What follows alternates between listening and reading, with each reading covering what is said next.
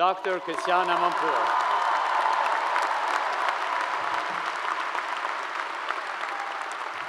Thank you so much. Good morning to you all. It is actually wonderful to be looking out at this sea of faces, expectant faces, maybe faces with a little concern about, the world you're walking into, but people who I know are full of dreams and full of hope. And it is, of course, humbling to know the truly distinguished people who I follow onto this platform. Thank you to President Aoun and everybody here for inviting me.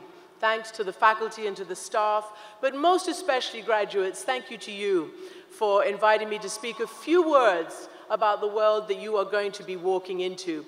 I have to say, hearing and reading about and seeing with my own eyes just in the last 24 hours, the impact of your co-op program and watching that sea of flags from all over the world was a truly beautiful, beautiful moment. And I know that this really groundbreaking co-op operation has prepared you really well for what is going to come your way. I'd also like to say happy Cinco de Mayo for anybody who is celebrating that. And I'd also like to say that I'm not often lost for words or thoughts, but I have been really wrestling with what to say to you all at this time, at this year, at this juncture in our world. Such is the state of our world order and the upending of all our preconceived notions. I wonder whether any of you remember that the Oxford English Dictionary word of 2016 was post-truth. I walked and processed with everybody up here, and I was reminded of your school motto. So let me expand on it. Light comes from truth, which leads to virtue. I believe that. And a couple of things happened to me recently. In his Easter sermon, the Archbishop of Canterbury, the religious head of the Church of England, warned about fake news, warned about the assault on truth in our world today. And he said that the public has unfortunately become used to facts being reduced to the level of opinion. And then that very same weekend, I was reading one of these Sunday newspaper supplements, the magazine, and in the back there was an interview with a rising young actress, and I would have, just played cursory attention to it. But when she was asked in one of these rapid-fire rounds, what is the greatest challenge of our time, she said, who to believe? And that was a punch in the gut to me. As someone who has devoted my entire career, who's sacrificed, who's risked a lot, to seek only the truth, along with so many of my colleagues. It obviously has been a punch in the gut to people all over the world, because just recently, hundreds of thousands of people marched all over the world to defend science, to defend facts, to defend evidence.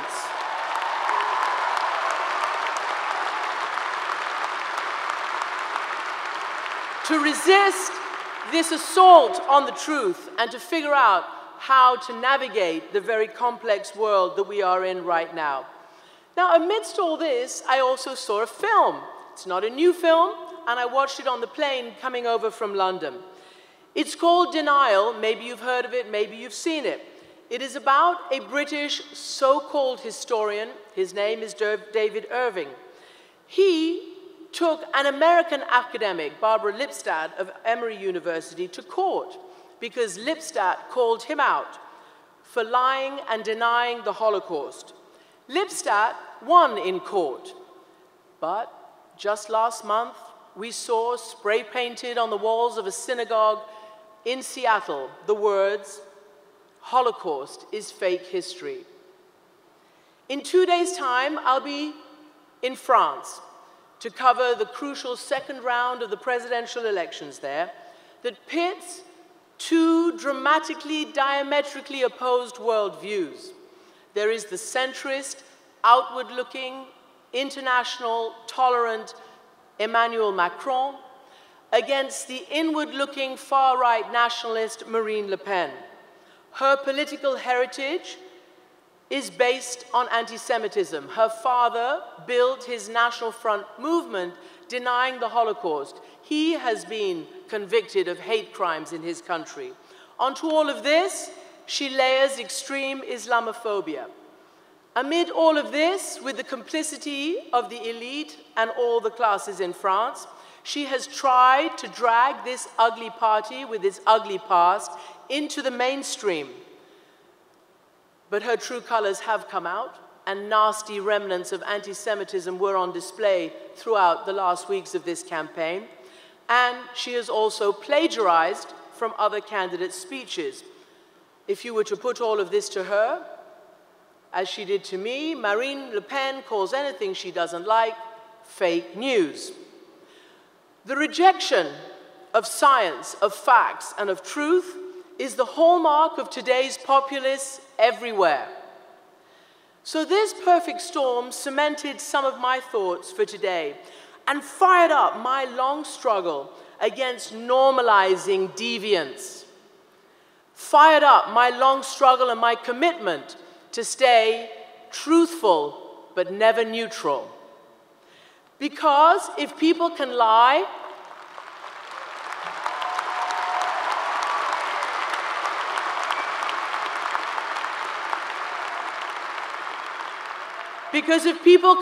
still today and twist horrifying conspiracy theories, even about the Holocaust, the biggest, most despicable crime, the most documented and evidence-rich crime in modern humanity, then I guess they can do it about anything. So let's quickly break down fake news, aka lies. It comes in two flavors. There is real fake news, which is made up of whole cloth. And then there's the I don't like what you're saying about me kind of fake news. Fake news has been a political weapon throughout history. Sometimes it's called propaganda. It is always a war to dominate, distort, and influence the public sphere. And it does so with so much greater effect in our information age. The Russians are masters of this art of waging war by other means. And I recently read a fascinating report by the BBC when in the early 1980s, the KGB planted news that AIDS in this country was the product of a secret American military experiment right here. The KGB first planted stories that it was actually the CIA that assassinated President Kennedy. The KGB pushed the slogan, Reagan means war, during the 1984 election. And with Russia's interference in the 2016 election here, still under investigation, the real question is, why wouldn't we believe that they're still at it? Ordinary people as well, here and around the world, are jumping on this bandwagon, planting lies that go viral, move the dial, and racking up hundreds of thousands of ad revenue dollars for themselves. The perpetrators are laughing all the way to the bank. One American fake news writer openly told a reporter that people here are too stupid or too impatient to read beyond the headlines, much less to fact check.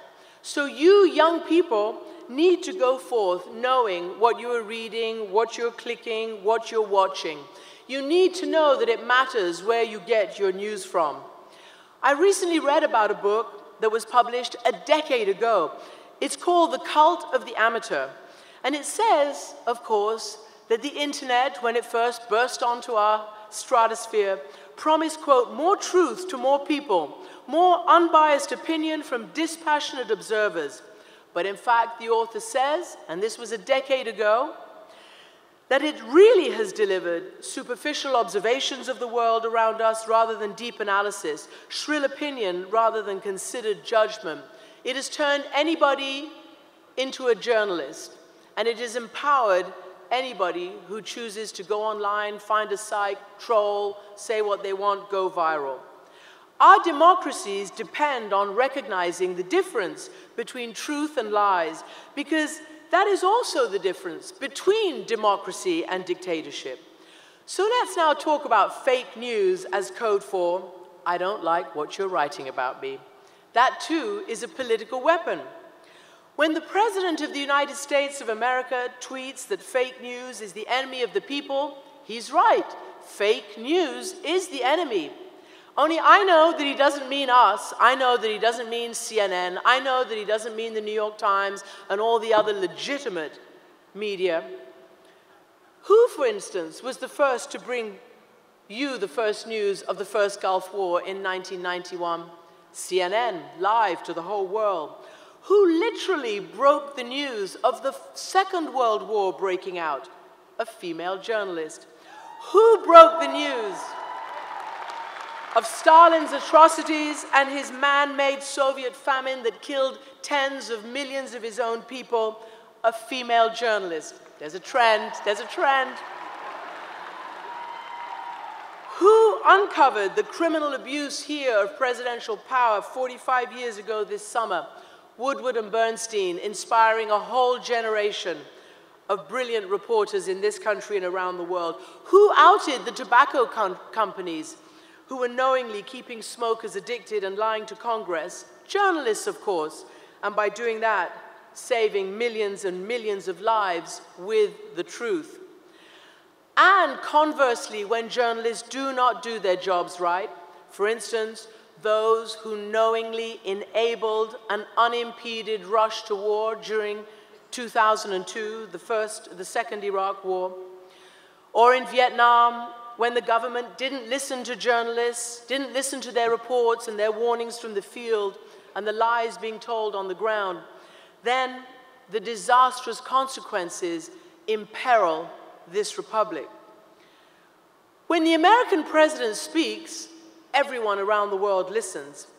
So right now, journalists from China to Cambodia, Russia, Egypt, Turkey are being bashed over the head with the fake news weapon. A Turkish MP recently said around the latest constitutional referendum that they had, detentions of journalists, which are huge there, these will continue because those in power consider, quote, journalism a crime. And my personal favorite, from the Philippine president. When a Filipino journalist was recently killed, the strong man there, Rodrigo Duterte, responded, just because you're a journalist, if you're a son of a bitch, that does not exempt you from assassination. This is the environment that we work in every single day, to be your eyes, your ears in this complex world. And just as politics today has been driven into poisonous, partisan, and paralyzing corners, where political differences are criminalized, where the zero-sum game means that in order for me to win, you have to be destroyed, so too have journalists and journalism been driven into these corners here and around the world. Journalists and journalism has become tribalized and weaponized. So I always ask, why can't we have differences? The world is all about having differences without killing each other. And let me illustrate this point with yet another crucial cultural marker right now. There is a play on Broadway that's just been nominated with 7 Tony Awards. It's called Oslo. And I think it should be mandatory viewing for all elected leaders, for diplomats, for business people, for teachers, negotiators, and all of you about to enter our professional world. Full disclosure, the protagonists, the Norwegian diplomats, are friends of mine. But in short, the story is the true story of secret back-channel negotiations that took place in Oslo over a 9-month period back in 1993 between Palestinian and Israeli officials that led to the Middle East peace accords. So what does that have to do with us, you ask? I think everything. First, it's about hearing the story of the other. If sworn enemies like Israelis and Palestinians who were legally barred by their own governments and authorities from talking to each other, if they could get together behind closed doors and make massive strides towards peace, then I think anyone can. It isn't easy, and I'm not claiming it is. But if Iran and the United States manage to hammer out a nuclear deal, if the British and the IRA manage to bring peace in Northern Ireland, if the Colombian president managed to bring peace after 50 years of war with the Marxist FARC guerrillas, well then maybe there's a chance for other intractable conflicts like North Korea. I think you all must enter the world discarding the notion that compromise and even appeasement in any field of endeavor is weakness. What has moved me the most over all the years of reporting from deadly and dark corners and conflict zones is the bright light of compromise, forgiveness, empathy, compassion, even between the bitterest of enemies. Watching them overcome and even become partners, if not friends, has been deeply meaningful for me. When I was a 16-year-old convent student in England, I met Mother Teresa of Calcutta. And she looked at me and she said, "Come and visit me in India and do good." Well, as a 16-year-old, I thought she was barking mad. But later I read what she once said also, that it's not the magnitude of our actions, but the amount of love that's put into them that matters. So today, as I look out of all of you, my most fervent hope is that you find something that you love, that sets you on fire, that gives you passion and joy, and something that enables you to do good for yourselves, but also good for the rest of the world. I'm so proud that as a 20-year-old girl,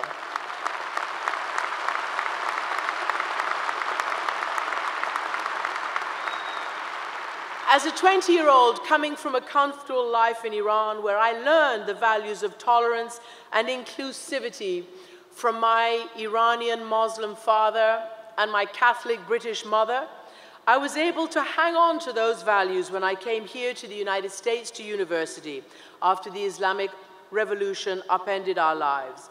Like the refugees and immigrants who came before and who are still coming now, I fled fear and uncertainty, and I came to a place where I had heard that if you have a dream, if you have a goal, if you're willing to work hard, you can actually make it.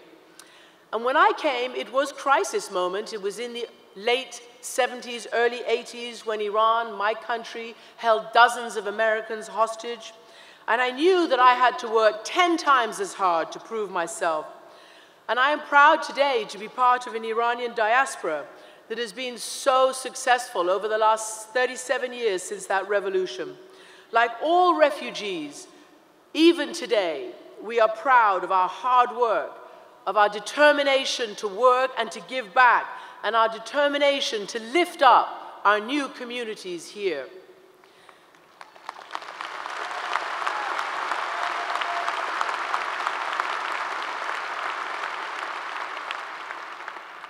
So my good fortune after graduating from university in Rhode Island was to work for Ted Turner, a great, legendary American who did very, very well for himself, but he did even better for our world. He was a sports hero, a global communications revolutionary, the first of the new wave of American philanthropists, a champion of our environment and our climate. And when I asked him recently what he would tell young people like you if he was asked how to make their first billion, he said to me without skipping a beat, alternative energy. Far from being bad for American business, it is good. That other successful billionaire American businessman and mayor, Michael Bloomberg, just told me in an interview this week, the future is green. Cities are powering the way forward, whatever the federal government does. And it is creating hundreds of thousands of American jobs right now, right here. And I know that climate is one of the motivating political and social issues that really gets young people on fire. And you know, Fraser here, technology and automation, that is the biggest threat to our jobs, as President Aoun told you. So when you think about where you might work, take with you that amazing co-op experience that you've had, and take your talents and your energy and your will to do good and to do well. Take them around the world, no matter what you do. And let me also say about being a woman in the world. I've always said when people ask, it's just like being a man, only better.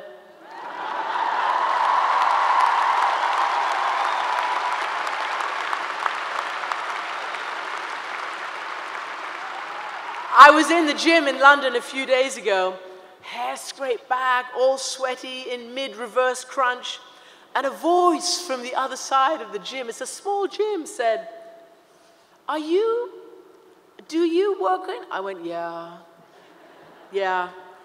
But then she said, you gave little girls like me hope and the ability and the permission to dream. She said that she'd been watching me ever since the first Gulf War, so when I got over that whole, breadth of ageism there, I was really, really pleased. Because I want to give all of you girls and boys, young men and young women going out there, the right to hope and to dream, to know that not women nor men, nothing is barred from you. Nothing out there is barred if you have the heart, the will, and the desire to go out and do it.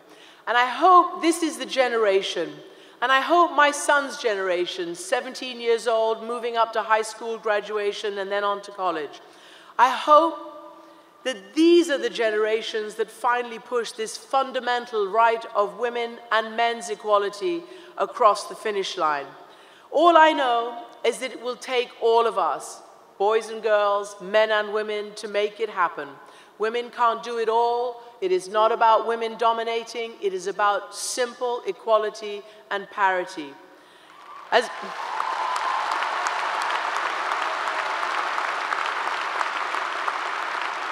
I don't need to go into the facts and the figures and the GDP to tell you that it will lift up our whole world.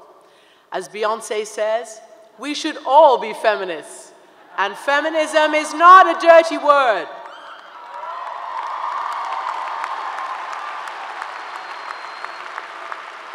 And just a word to the girls. You're going out right now to get your jobs. From the get-go, ladies, be the generation that demands equal pay for equal play.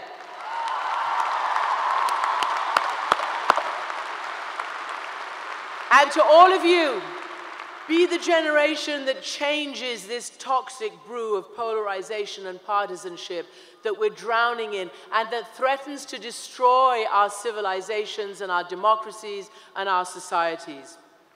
Bad things do happen when good people do nothing. So let us all be good people determined to do something. In the words of a current congressman, a great civil rights leader, John Lewis, young people and people not so young have a moral obligation and a mission and a mandate to get in good trouble. So everyone, from this day forward, go out there and make a hell of a lot of good trouble.